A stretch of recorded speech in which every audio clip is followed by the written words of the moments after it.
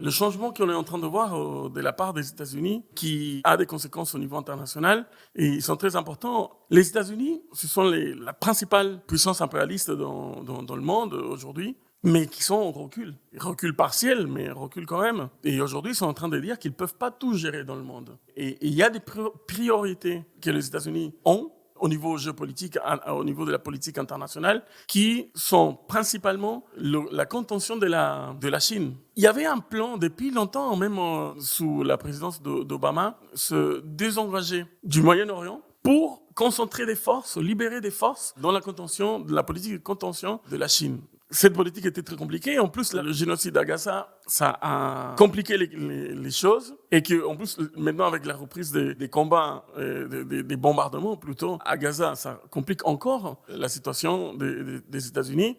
Et dans ce contexte-là, ceux qui vont payer, disons, le coût du désengagement ou la libération de certaines ressources des États-Unis pour les concentrer ailleurs, c'est l'Europe.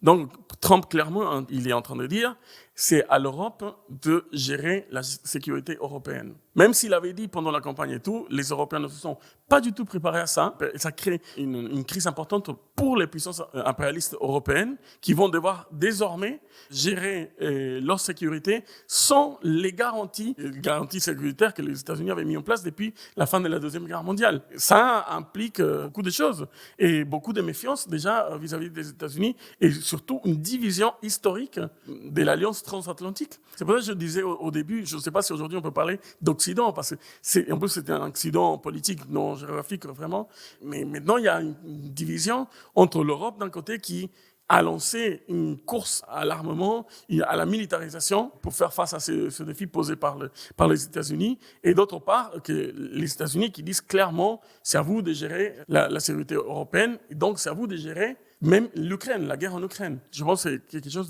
d'historique qui est en train de se passer et très important, qui ouvre beaucoup de contradictions pour les puissances impérialistes en Europe et pour la situation internationale en général.